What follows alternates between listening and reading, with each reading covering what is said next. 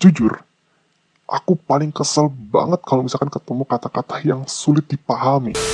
Halo teman-teman, gimana kabar ini? Semoga baik-baik aja ya.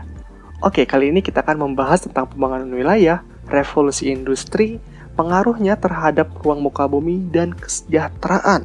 Part pertama. Sebelum lanjut videonya, jangan lupa untuk klik subscribe dan juga klik tombol loncengnya. Dan selamat menikmati pembelajarannya. Oke, subbab yang akan kita bahas sekarang adalah mengenai pengertian, paradigma, pendekatan, dan indikator pembangunan. Part ke-1 ya.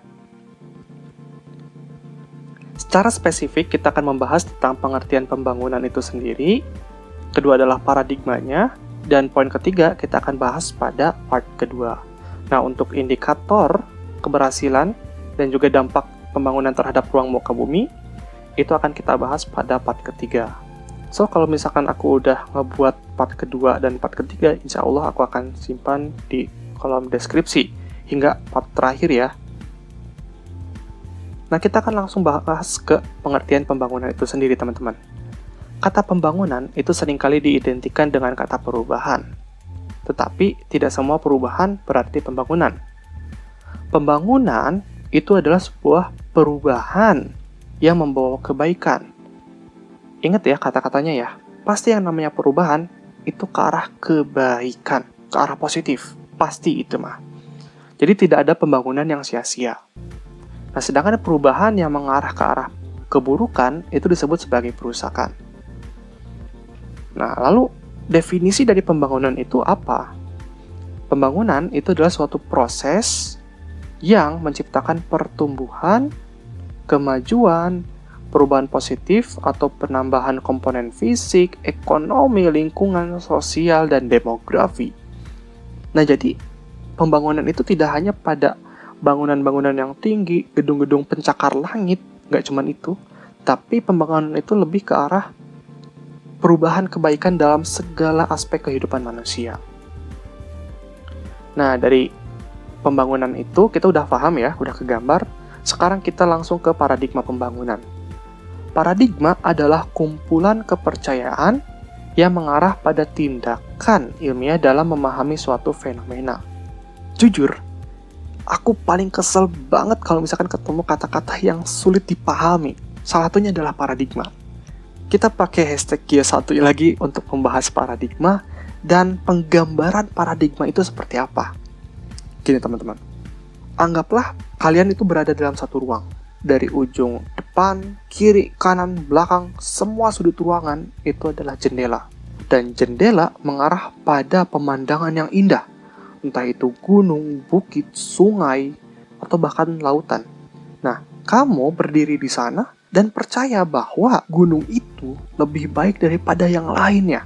Kenapa kamu bisa mengatakan seperti itu? Karena banyak hal, entah ilmu pengetahuan, entah kepercayaan. Tindakan yang kamu ambil adalah pergi ke jendela yang mengarah pada gunung. Kalian mengamati bagaimana gunung bekerja, bagaimana manusia hidup di sekitar gunung. Sedangkan ada nih orang lain yang masuk ke dalam ruangan tersebut dan memiliki sama kayak tadi. Dia punya kepercayaan bahwa sungai itu lebih baik daripada yang lain.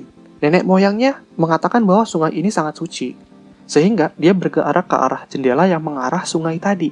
Itu sebagai tindakannya adalah mengamati bagaimana sungai bekerja, bagaimana manusia hidup di sungai itu. Itulah paradigma. Bagaimana cara orang itu memandang dunia. Nah, intinya itu teman-teman. Kita kembali lagi ke sini. Apa itu paradigma pembangunan? Nah, pembangunan yang tadi sudah kita bahas itu pasti ke arah positif, betul nggak? Nah, intinya kalau paradigma pembangunan adalah bagaimana caranya kita melihat suatu perubahan ke arah positif. Itu banyak caranya, dan banyak sudut pandangnya. Gitu ya, ada yang sudut pandangnya dari A, dari B, dari C. Gitu teman-teman.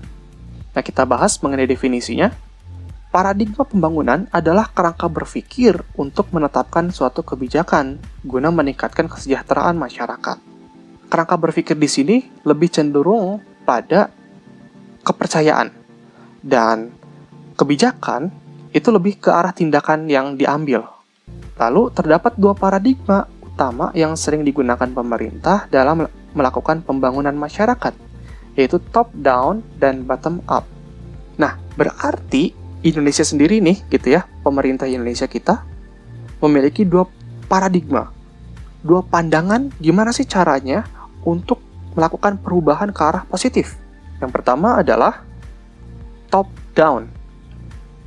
Paradigma pendekatan dari atas atau top down adalah perencanaan yang langsung dari atas, pemerintah, ke bawah yaitu masyarakat. Meskipun didasarkan pada analisis kebutuhan masyarakat, seringkali hanya berdasarkan pada survei dan penelitian tanpa adanya keterlibatan masyarakat.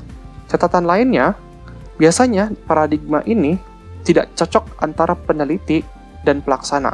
Kalau kita katakan mah perumus ya, perumus dan juga pelaksana itu adalah masyarakat. Nah, lalu masyarakat itu hanya sebagai objek sehingga ketidaktahuan masyarakat tentang proses pembangunan. Selanjutnya, itu biasanya menimbulkan masalah kayak kegagalan program dan ketidaksesuaian dengan kebutuhan masyarakat. Nah, contohnya seperti apa top down itu? Gini, misalkan ada presiden, penguasa, mengatakan bahwa Indonesia pokoknya harus menjadi negara agraris. Mulai dari Sabang sampai Merauke, semuanya harus dibangun tuh. Nah, ini yang unik teman-teman. Ketika masuk pada level provinsi, otomatis sangat beragam provinsi itu. Ada yang memang fokusnya pada perikanan, ada yang fokusnya pada tambang, tapi kita harus memaksa, harus agraris pokoknya. Turun ke kabupaten kota, itu semakin ruyem, semakin banyak sekali. Tingkat desa dan kelurahan itu semakin beragam lagi. Tapi dari desa sampai ke nasional, ke seluruh negara Indonesia harus sama sesuai dengan perintah presiden. Makanya dalam catatan ini bilang bahwa adanya tidak cocok nih antara peneliti atau perumusnya dengan pelaksana, itu masyarakat di bawah. Tapi positifnya adalah negara ini lebih teratur atau lebih homogen, semuanya sama gitu.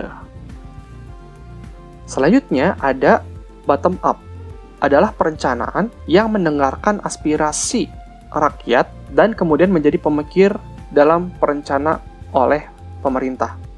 Nah, paradigma ini menciptakan kolaborasi pemerintah dan masyarakat. Catatan lain, pendekatan paradigma ini adalah modifikasi dari pendekatan pembangunan sebelumnya. Kenapa? Karena pendekatan top-down itu lebih ke arah otoriter, teman-teman. Paradigma ini memberikan peluang bagi pemerintah dan masyarakat untuk berkolaborasi dalam proses pembangunan. Maksudnya seperti apa? Kalau bottom up itu mulai dari bawah dulu. Dari rakyat ngasih aspirasi. Dari desa tuh ke tingkat kabupaten dulu nih. Oh, ada permasalahannya apa? Ke bagian provinsi, ke bagian nasional. Meskipun memang catatan di sini cenderung baik gitu ya, ada beberapa kekurangannya teman-teman. Yaitu misalkan banyak dana yang dikeluarkan karena prosesnya sangat lama. Nah, terus yang selanjutnya adalah biasanya tidak sesuai dengan program pemerintah secara umum. Ada mungkin pemerintah itu pengennya A, tapi kenyataan di lapangan nggak cuma A, ada B, ada C, bisa jadi. Nah, kira-kira part 2 kita akan belajar tentang apa?